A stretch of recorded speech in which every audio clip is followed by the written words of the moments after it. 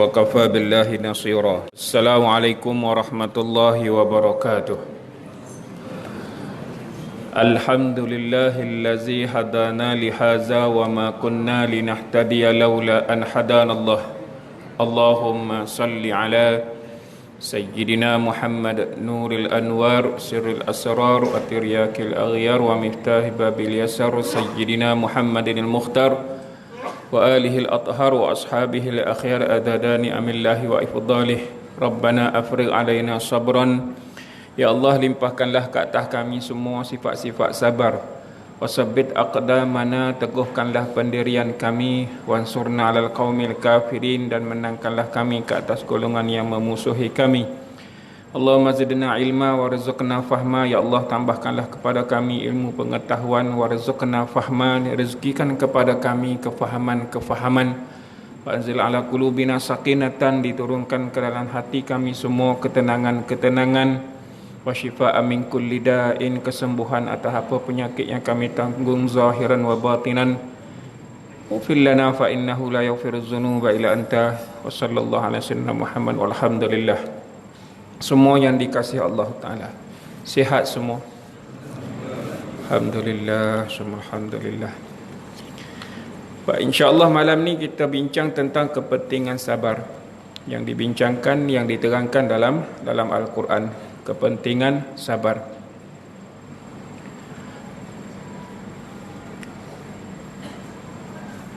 Okey. Peri pentingnya sabar dalam kehidupan manusia. Pertama adalah untuk mengurus diri sendiri. Kepentingan sabar, peri pentingnya adalah untuk pertama dalam pengurusan diri sendiri. Atau disusun, ditulis kepentingan dalam mengurus kehendak, keinginan, nafsu.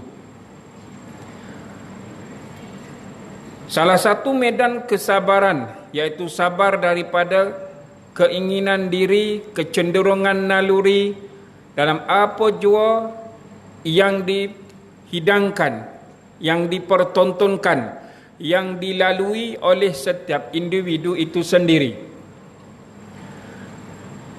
Bila mana seseorang itu yang berkehendak atau berusaha untuk memperolehi suatu rupa kemewahan atau suatu yang dipanggil kesenangan dalam kehidupan dunianya, kesabaran amat diperlukan untuk mengelakkan diri dari terlalu mengikut kesenangan dan kemewahan yang dimiliki itu.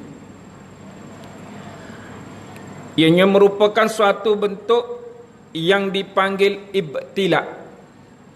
Yang dipanggil ibtila, yakni suatu cobaan yang besar dalam ujian kesenangan dan kemewahan berbanding dengan kesedihan dan kemiskinan.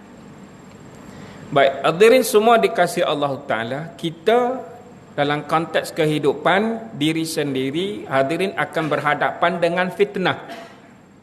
Hadirin akan berhadapan dengan imtihan. Hadirin akan berhadapan dengan ibtila.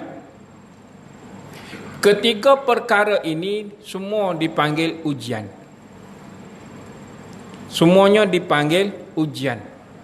Ada ujian yang disebut fitnah, ada ujian disebut imtihan, ada ujian juga disebut ibtila.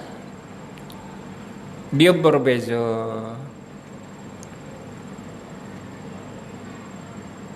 Ada yang Allah Ta'ala firmankan, a'udzubillahi minasyaitonir rajim, walanabluukum bisyarri wal khairi fitnah. Dan kami akan menguji kamu dengan kesusahan dan kesenangan sebagai suatu cobaan, sebagai suatu fitnah. Walanablu, itu juga adalah fitnah, dia juga adalah cobaan, dia juga ibtila. Beza dia gini hadirin, fitnah ni dia seringkali berlaku ke atas semua termasuk saya. Fitnah Hadirin kena capahkan makna fitnah. Rasa dah banyak kali dah sebut sebagai satu peringatan lah. Fitnah ni jangan maksudkan tuduhan tanpa bukti yang sah. Itu salah satu daripada makna fitnah. Suatu tuduhan tanpa bukti yang sah. Yang kita selalu dengar akhir-akhir ini atau sebelum ini, saya difitnah lah apa semua kata-kata kan. Ini suatu fitnah, kena datangkan bukti. Fitnah, fatana, dia ada bermaksud mempersonakan. Fitnah juga berbawa maksud majnun, gila. Fitnah ada juga membawa kepada maksud menggairahkan, meleburkan. Fitnah itu maksud pada fitnah. Jadi semua sekali termasuk saya, ada tak hari-hari tertentu kita terpersona? Adakah tak ni? Terpersona dengan sesuatu, tergairah dengan sesuatu, terlalai, terleka, atau lebur, seperti leburnya sesuatu yang daripada yang plastik ke atau besi ke melebur, yang ni jadi sudut runtunnya hati, sedih yang bersangatan. Ada tak? Begitulah. Itu antara fitnah. Maksudnya fitnah ini dia kerap berlaku dalam kehidupan, dan dia boleh jadi fitnah yang besar, asyaddu minal qatl, sampai tahap lebih dahsyat daripada membunuh, kerana berpunca daripada yang kecil-kecil itu. Boleh ha? Kalau yang disebut imtihan ini, dia sesekali daripada hak kecil ni datang hak besar, pertengahan besar. Kalau ibtila memang dah dahsyat lah. Memang cobaan ke atas dirinya itu seperti suatu benda yang Allah Akbar. Nak gambarkan macam mana kalau atas seseorang itu bukan hanya diuji dengan sakit, tapi diuji pula masa yang sama kematian, diuji masa yang sama musibah kebakaran, serentak seolah-olah pada masa itu. Tu besarlah. Kalau nak maknakan sebagai bala, kalau bala ni hadirin tak ada peluang dah nak diselamatkan manusia. Kalau bala, cuma bahasa kita ni kalau ujian yang agak besar kita panggil kena bala dah aku ni. Betul tak? Dalam bahasa kita, dialog kita, sikit-sikit kalau besar sikit kita kata kena bala. Kalau bala-bala ni hadirin tak ada ruang dah nak diselamatkan oleh manusia, sebab direct dah daripada Allah. Maka jangan hak besar-besar ni jangan sampai tahap kita kata bala, bagai suatu cobaan lagi. Boleh ya? Kena jaga juga dari sudut bahasa kita, sebab bahasa ni mendoakan. Dari sudut cara kita bercakap kadang tu kena atas diri sendiri. Jadi ujian ke atas seseorang itu yang disebut oleh Imam Al-Ghazali berkata bahawa sabar terhadap kesenangan lebih berat kerana disertai dengan kemampuan. Orang yang lapar ketika tidak ada makanan lebih dapat bersabar berbanding ketika makanan terhidang di hadapannya. Oleh kerana itu cubaan kesenangan menjadi sesuatu yang berat.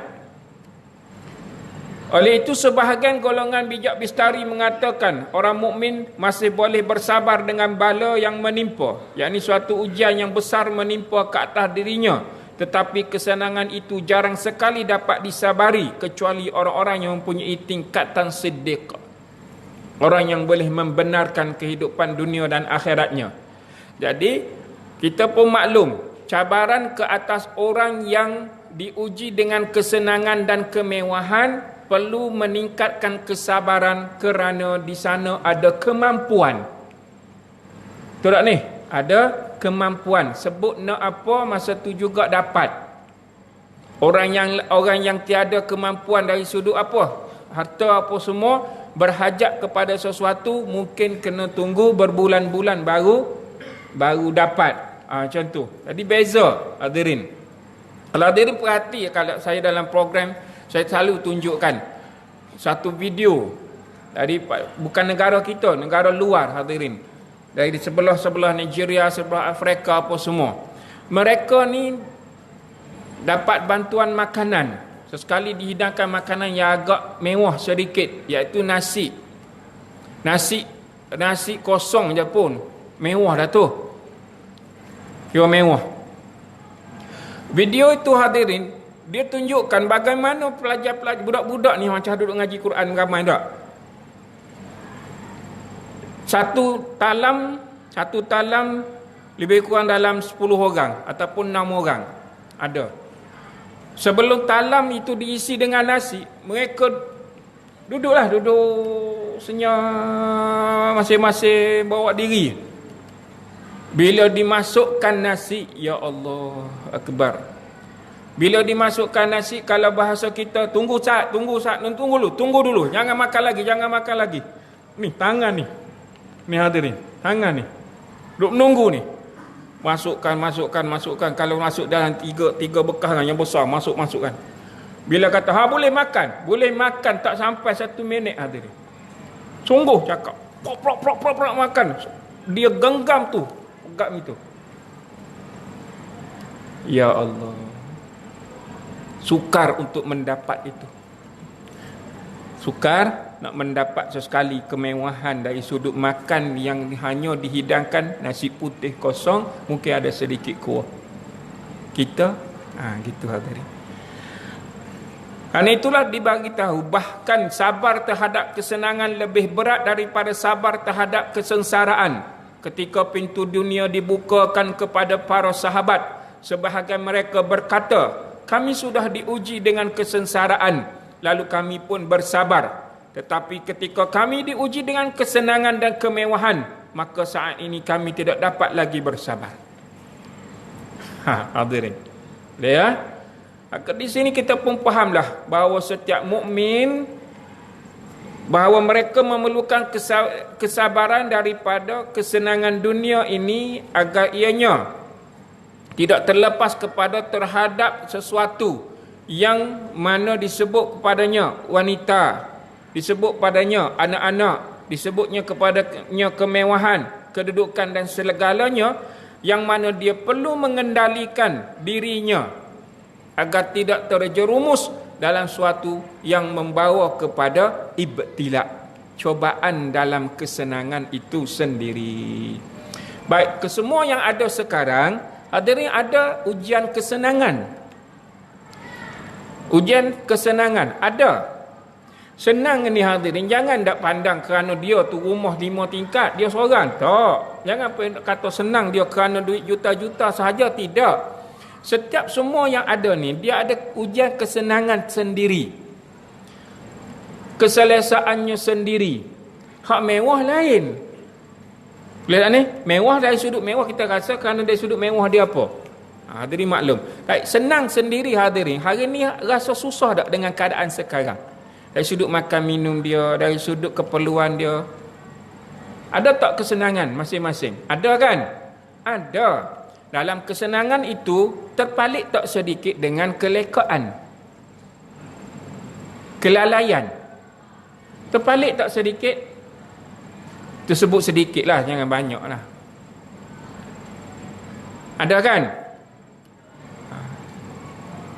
Maka hadirin semua yang dikasihi Allah Ta'ala, maka dilihat di sinilah saat datangnya ujian dari sudut kesenangan itu, maka perlu kepada suatu kesabaran. Yang mana? Menahan daripada sampai kepada terlalai, sampai kepada terleka. Maka di sini perlu kepada kesedaran. Kena sedar. Awal dalam perbincangan tentang sabar itu, cinta tentang sabar ini, hadirin, peranan akal amat penting. Peranan akal amat penting. Kerana di sini dalam pengurusan sabar, dia mesti dalam ketara sedar. Mesti dalam ketara sedar. Kalau kita dia perasan saat itu dia dalam kelalaian, kelekaan, dia mesti kembali sedar, cepat dia kembali ke hadrat Allah Azza wa Jalla. Istirja' dinamakan. Baik. Allah Ta'ala berfirman, a'udzubillahi minasyaitonirrajim. Innama amwalukum wa auladukum fitnah wallahu indahu ajrun azim. Sesungguhnya harta benda kamu dan anak-anak kamu itu hanyalah menjadi suatu ujian, fitnah. Kataan fitnah lagi kan? Ujian. Sebab kita berhadapan dengan anak-anak. Ujian daripada anak-anak itu apa? Ujian daripada anak-anak. Kita pernah tak jadi seorang anak? Pernah kan? Kita pernah menjadi seorang anak. Hari ini Allah rezekikan kita menjadi seorang ayah. Hak dah berkahwin lah kan? Hak tak berkahwin ada orang panggil ayah. Ayah anda kot. Betul tak? Kita hari ini ada yang Allah rezeki kepada yang menjadi seorang atuk. Betul tak? Menjadi seorang nenek. Dulu dia juga adalah seorang anak. Maka apakah dia memberi ujian kepada ayahnya yang dahulu? Betul tak ni? Maka melihat kepada anak-anak hari ini, bahawa kita tahu bahawa kita pernah lalui keadaan itu satu ketika. Berbeza hanya pada zaman, tapi dari sudut sikap dan sifat hampir serupa lah kot. Mungkin orang kata, ni ikut perangai ayah kamu ni, perangai gini ni. Mungkin kot, ni ikut perangai mak kamu yang jadi gini ni. Wallah, katuk kamu ni besar panjang macam ni, ikut perangai, ikut turunan siapa ni? Kita semua kecil-kecil ni, kamu seorang besar. Ikut gen mana ni? Gitulah kan biasa kita dengar kan. Maka bila disebut ke atas kita auladukum fitnah, ke atas kamu, yakni anak-anak adalah suatu ujian, maka saat mengurus kesabaran, kita lihat kita dulu juga pernah menjadi seorang anak. Baik, soalan, kenapa hari ini, semua sekali hari ini kita dengan dalam pengalaman marah, kita boleh melontarkan kemarahan itu. Pertamanya, kita berasa kita boleh marah ke orang ni dengan sebab apa? Kerana kita garang. Kerana kita rasa ni kita orang pongoi, orang bekeng. Hadirin berasa macam mana? Hak berani nak marah-marah ni. Pertama, kerana dia dapat menguasai. Dia dapat menguasai. Waktu dia tengah duk marah tu, dia tengok depan mata dia tu orangnya tahap mana? Halus ke? Dia boleh makan ke? Boleh makan maklum tak? Tahu tak? Dia rasa dia boleh bantai ke? Atau dia ada pangkat pada masa itu? Tuannya kecil, tapi orang panggil dia Tan Sri. Dia boleh marah orang tak? Kerana apa? Kerana pangkat dia Tan Sri. Tuannya halus je. Surgah orang sedap-sedap je. Tan Sri kot. Gitulah. Bahawa marah ini terlontar melihat kepada individu itu sendiri. Kalau dia tak ada pangkat pun, mungkin kerana dia memang kaya sungguh. Dia kaya sungguh. Jadi dia rasa boleh sedap-sedap dia nak rasa nak marah, rasa nak kuat, nak tunjuk perangai kerana banyak duit. Hadirin. Maka di mana pentingnya sabar? Dalam pengurusan tadilah. Pada diri orang itu, dia sebagai apa? Dia sebagai apa? Boleh dah? Allahumma salli ala sayyidina Muhammad. Kan itu semua ini adalah suatu disebut fitnah. Wallahu indahu ajrun azim. Maka Allah tawarkan kepada kita semua, sesungguh-sungguhnya di sisi Allah Ta'ala ada suatu yang disebut ganjaran yang amat hebat, pahala yang amat hebat kepada mereka-mereka yang dapat menguruskan kesabaran dirinya. Sewaktu saya belajar perkara ini,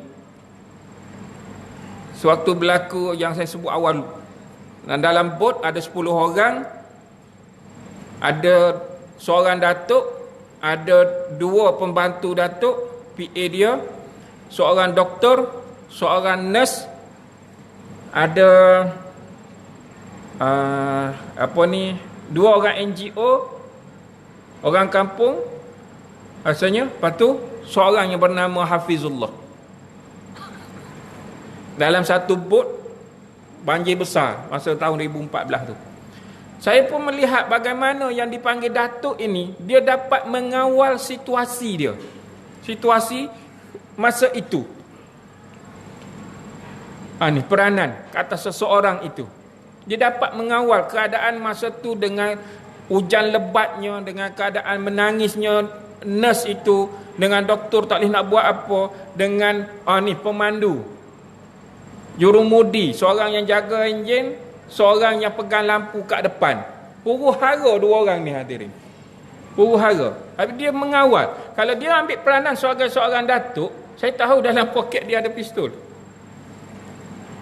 Dia ada. Kalau dia ambil peranan dia kerana dia nak marah, rasanya huru-hara masa tu. Daripada 10 orang, seorang jenis perangai huru-hara sungguh hadirin. Lok-lak kau pun huru-hara mana? Kalau Kelantan dia panggil terbolah.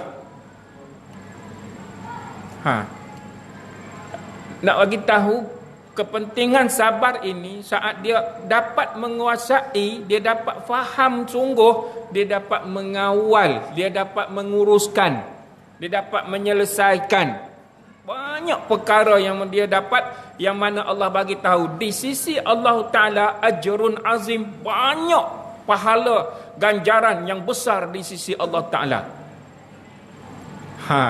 Hadirin, contoh mudah ya hadirin. Seorang hak depan pegang lampu, satu dekat kepala, satu dekat tangan. Satu di kepala, yang lampu orang panggil orang tu motong motong getah kan, letak atas kepala ni. Satu kat tangan. Jurumudi belakang mengharapkan siapa untuk tunjukkan jalan? Hak pegang lampu ni kan. Dia kata gini hadirin. Kanan. Kepala dia gini. Dia tengok atas pokok, dia tengok dengan lampu di atas kepala dia. Tapi hak sebelah tangan ni dengan lampu tunjuk kanan. Hak belakang ni pegat yang bagian enjin ni, nak ikut ke mana? Hak tengok meleleh atas kepala ke nak pegang hak tengok ni? Melanggar pokok getah. Langgar pokok getah, bergegar bok jepam tu. Dia tanya belakang, nak pergi ke mana? Kanan ke kiri? Aku katakan kanan. Habis kamu tunjuk ni atas kepala tu lampu pergi kanan. Huru-hara hadirin. Maka di sini kita perlu faham pentingnya kesabaran ini adalah untuk mengawal situasi. Boleh ya? Baik. Allah Ta'ala berfirman, A'udzubillahi minasyaitonirrajim. Ya ayyuhallazina amanu la tulhikum amwalukum wala auladukum an zikrillah wa man yaf'al zalika faulaika humul khasirun. Wahai sekalian orang-orang yang mengisytiharkan dirinya beriman kepada Allah. Bahasa mudah, wahai orang yang beriman. Sengaja panjangkan nak suruh kita maklum bahawa kita ni memang telah mengisytihar diri beriman kepada Allah. Janganlah kamu dilalaikan oleh urusan harta benda kamu dan anak pinak kamu daripada mengingati Allah, yakni dengan menjalankan perintahnya. Dan ingatlah, sesiapa yang melakukan demikian maka mereka itulah orang-orang yang rugi. Mereka yang terfitnah dengan sebab harta dan anak-anak. Maka mereka inilah orang-orang yang beroleh kerugian yang besar, sedangkan dia telah pun mengisytiharkan beriman kepada Allah Azza wa Jalla. Dah kata isytihar beriman, maka laksanakanlah perintah keimanan itu dengan sebaik mungkin. Boleh ya? Baik, itu semua yang dikasihi Allah Ta'ala. Jadi dalam pengurusan sabar, dalam pentingnya tentang sabar ini, tentang diri setiap yang ada pada saat sekarang ini. Hadirin tidak pernah berhenti diuji oleh Allah Azza wa Jalla. Boleh? Paling perkara yang kena maklum, hadirin kena beringat, kena bagi motivasi ke atas diri, akhir perjalanan kehidupan tidak membawa beban dosa. Nak kembali kepada Allah Ta'ala, Allah datangkan pelbagai bentuk ujian adalah untuk membangunkan potensi kesabaran masing-masing agar kembali kepadanya tanpa membawa beban dosa dan dunia. Itu yang banyak sangat kita diuji oleh Allah Azza wa Jalla. Itu tujuan sebenar. Boleh ya? Baik. Karena itu, dalam urusan kesabaran ini, dalam urusan mengurus kesenangan dunia dan kemewahan ini, Allah telah mengingatkan kepada kita semua melalui firman-firman-Nya tadi. Maka kesedaran ada ke atas orang-orang yang benar-benar beriman, dia akan menggunakan semua daripada firman-firman Allah Ta'ala ini adalah untuk membentuk dirinya supaya jadi orang yang lebih baik, jadi orang yang bertambah kesabaran dirinya itu. Seterusnya, kepentingan sabar ini juga diperlukan ke atas kita semua. Kenapa? Kerana untuk berhadapan dengan ujian-ujian dunia, dengan cubaan dunia. Hadirin berhadapan dengan kehidupan dunia hari ini, keseluruhan berurusan dengan manusia. Baik, dalam berurusan dengan manusia, apakah perkara yang paling utama dalam kita berinteraksi dengan manusia? Perkara utama adalah komunikasi. Boleh tak ni? Interaksi antara sesama manusia yang paling besar adalah berkomunikasi. Kita berurusan melalui percakapan. Betul?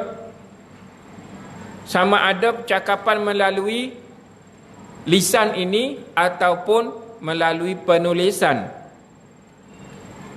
Kalau dunia hari ini dengan dunia live, dunia video. Betul? Ni duduk tengok duduk view ni. Berapa orang duduk tengok ni hari ini. Interaksi antara manusia. Baik, sekarang peranan semua sekali termasuk saya bila berinteraksi sesama manusia kena ambil apa? Peranan besar dia kena ambil apa? Untuk menunjukkan kesabarannya. Nak tunjukkan apa yang kita ni sabar dalam berinteraksi. Kena ambil perkara utama adalah apa dia? Menyampaikan kepada manusia tentang Allah. Ni sebenar peranan manusia. Dia ambil peranan ini, menyeru manusia kepada Allah. Peringatan kepada mukmin, peringatan kepada orang beriman. Ada dua perkara hadirin kena ingat kata orang beriman dan ke atas kepada manusia secara umum. Pertama, keimanannya kepada Allah Azza wa Jalla. Kedua, kepada alam akhirat. Kalau rasa banyak perkara nak kena fikir, hadirin fikir dua perkara ni je. Beriman kepada Allah, beriman kepada hari akhirat. Kenapa? Kerana ada manusia dengan berinteraksi dengan manusia hari ini, dia lupa hidup bertuhan. Dia lupa hidup bertuhan. Menyebabkan dia hilang keupayaan sabar dari sudut perkataan, dari sudut penulisan, penuh dengan makian, penuh dengan cacian, penuh dengan hasad, penuh dengan dengki, penuh dengan perkataan atau apa-apa saja yang mengundang kemurkaan Allah dan menghilangkan keberkatan yang ada pada dirinya. Ni semua sekali, ni semua ada ni, dia ada barakah sendiri ni hadirin. Ni semua ada ni. Hadirin ada keberkatan diri masing-masing. Hadirin pernah melalui pengalaman berdoa dimakbulkan Allah Azza wa Jalla. Ada pengalaman itu. Hadirin duduk dalam satu keadaan merayu, meminta, berserah, minta dengan Allah, ya Allah, mengaku dan semua sekali. Ada satu ketika Allah mengakbulkan. Mudah dalam pengurusan.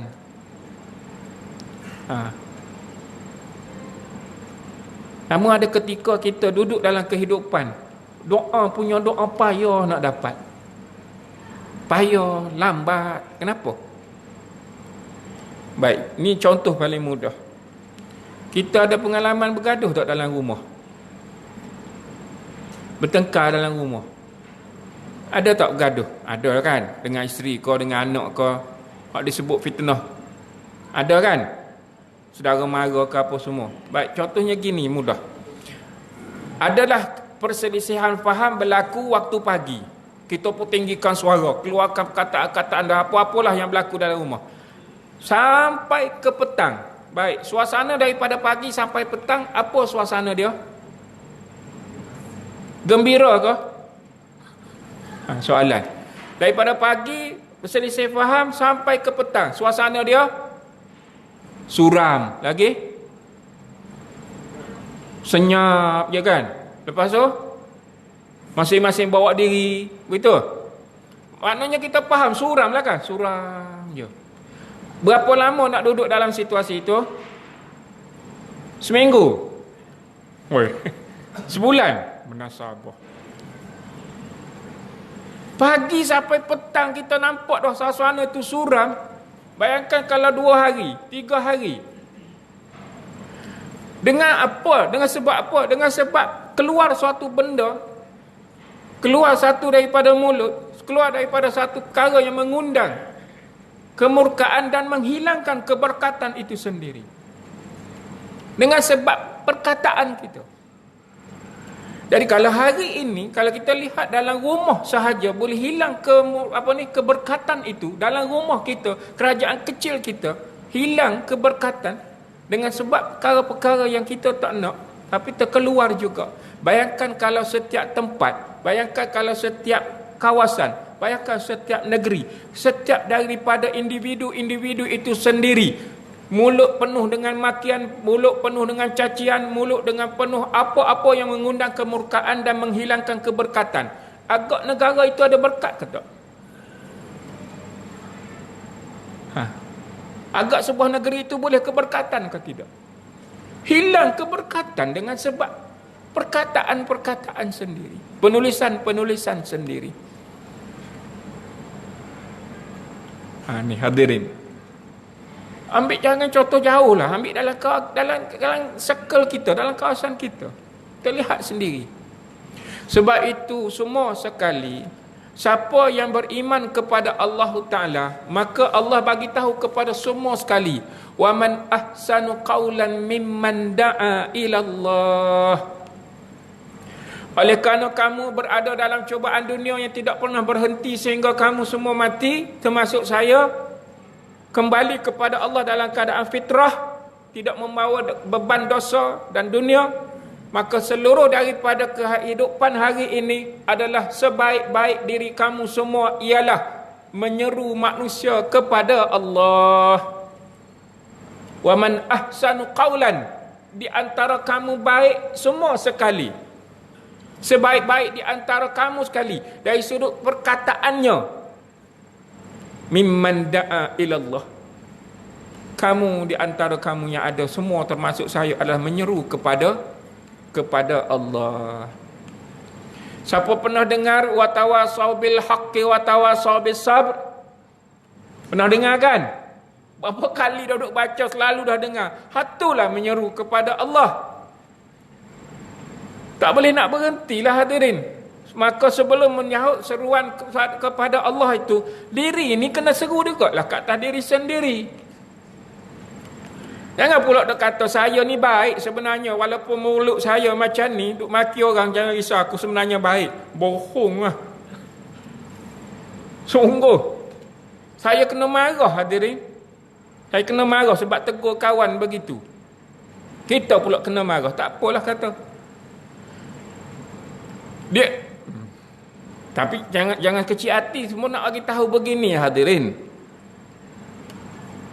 Kalau kita jenis mulut suka maki orang, jangan sandarkan kepada negeri. Kalau mulut kita jenis kasar, kata ke orang, jangan bersandar pada tempat. Islam tak suruh, Islam tak isytihar, agama tak isytihar pun macam tu. Pernah dengar tak? Pernah dengar orang kata, aku ni jadi rosak ni sebab masuk Kuala Lumpur lah, jadi rosak. Kuala Lumpur tak ada apa-apa pun. Kalau kamu dah nak rosak, tak masuk Kuala Lumpur pun rosak. Kamu duduk dalam gua pun, kalau dah nak rosak, kamu rosak situ juga. Jangan sabitkan negeri, jangan sabitkan tempat. Saya jadi rosak sebab masuk Kuala Lumpur. Kuala Lumpur ni penuh dengan begini-begini. Kuala Lumpur tu begitu daripada awal. Kerana masuknya manusia yang buat perangai jadi rosak Kuala Lumpur tu. Betul tak ni? Padahal dia tak ada apa-apa pun. Kalau pergi semua hak ada ni, tiba-tiba masuk hutan dengan hijaunya, dengan cantiknya. Kemudian habis ranap segala pokok, kehijauan, kecantikan itu rosak semua sekali. Nak salahkan gajah? Nak salahkan rimau belang hak dalam tu? Nak salahkan monyet? Habis hijau pokok-pokok ni kerana monyet? Tak kan? Orang hak masuk tu lah hak perangai ya. Dahsyat perangai manusia ni. Asas menyeru kepada Allah. Timbul kata aku ni mulut aku macam ni, sebenarnya hati baik. Tak adanya baik kalau ada mulut jahat. Dan sandarkan pada sesuatu. Kalau kita perangai, kita lah yang ubah perangai kita. Kalau kita perangai apa? Jadi mulut kita macam mana? Ubahlah perangai kita akan jadi mulut yang lebih baik. Wa amala salihan, dan kamu adalah orang yang berbuat baik. Boleh ya? Maka semua sekali yang ada, saat masing-masing bawa peranan masing-masing, membawa nilai yang baik. Apa dia? Kerana beriman kepada Allah Ta'ala, dia membawa seruan dari sudut perkataan dia, mengajak manusia ke arah kebaikan, mengajak manusia ke arah Allah Azza wa Jalla. Semua baik. Dalam masa yang sama dia berbuat baik. Sebab tu awal-awal saya bagi tahu, sabar ini dia bukan pada lafaz sabarlah, bukan di situ. Pada sifat sabar itu yang kita nak tengok. Dia tak sebut kataan sabar, tapi dia adalah orang yang baik. Dari sudut percakapan, dari sudut tingkah laku, sikap dia, sifat dia itu, orang faham dia tu memang penyabar. Tak isytihadi penyabar pun tak mengapa. Tapi kalau dia kata aku ni penyabar tau, tapi mulut la ilaha illallah, jangan isytihar, tak kena dengan benda. Tak ni? Baik, kerana tu tadi dua kan. Pertama, dia mesti faham dia beriman kepada Allah, hidup dia bertuhankan Allah. Tapi kalau dia lupa percakapan, perbuatan semua sekali sampai dia lupa dengan pertama ini, dia kena ingat dia ada alam akhirat. Dia kena ingat ada alam akhirat, alam perhitungan, pembalasan. Yang ini, kalau ada manusia yang menafikan kedua-dua perkara ini, dia tetap akan berhadapan dengan akhirat itu. Dia tetap akan berhadapan dengan akhirat itu sendiri. Marilah dia kata mana ada akhirat-akhirat lah. Waktu kita urusan lain lah. Yang jadi pogoku. Si penganut ajaran Goku. Tahu hak Goku? Ada ni tahu tak? Tak tahu Goku. Hak geng-geng Dragon Ball tu. Jadi Super Saya apa semua tu. Ni kelompok ni, dia kira hak akhirat nanti, dia adalah laluan-laluan tertentu. Jangan cerita lain lah. Saya nak bagi tahu hadirin, siapa yang menafi dua perkara ini, dia tetap akan melalui akhirat itu. Jadi semua yang beriman, sekarang ni beriman tak kita? Ya, beriman. Maka duduk dalam platform kepada Allah dengan sebaik mungkin, dan pasti kena ingat akhirat ini adalah suatu pembalasan yang hadirin tak dapat lagi. Jadi kita pun maklum apa dia? Bahawa setiap penulisan dan perkataan kita akan dihitungkan. Baik-baiklah. Ni ya Allah. Memang saya kena tegur lah, saya kena marah. Sebab kita tegur, jangan, saya kata tadilah, kata jangan duk maki, duk cakap kataan keluar kataan dia dahsyat-dahsyat, tak boleh kata. Alah biasalah aku ni kan orang kata tak boleh kata. Islam tak suruh begitu. Islam tak pernah ajar manusia begitu. Maka cubaan manusia sesama manusia ini hadirin, inilah yang perlu kita maklum, bahawa pentingnya sabar, kerana tujuan paling utama meningkatkan nilai keimanan hadirin kehadrat Allah Ta'ala, dan dia faham bahawa suatu masa nanti dia akan menuju ke alam akhirat. Boleh ya? Isyak dah? Masuk isyak? Setengah minit. Kebunyi azan tadi ni negara mana? Cepat Nuh masuk. Ha. Kemudian hadir Allahumma salli ala sayyidina Muhammad. Ni dalam surah Fussilat hadirin. Ni antara perkara yang hadirin kena maklum, akan datang saya akan panjangkan sedikit bahagian ni. Ini daripada surah Fussilat ayat ke-33, Allah berfirman, auzubillahi minasyaitanir rajim. Ulangi sekali. Wa man ahsanu qawlan mimman da'a ila Allah wa 'amila shalihan wa qala innani minal muslimin. Di sini pengisytiharan bahawa dia adalah orang yang berserah diri kepada Allah Azza wa Jalla. Siapa yang duduk dalam platform berserah diri, dia tahulah nilai keimanan itu. Dan di sini nanti akan jumpa jawapan bagaimana nak berhadapan dengan cobaan dunia dan manusia.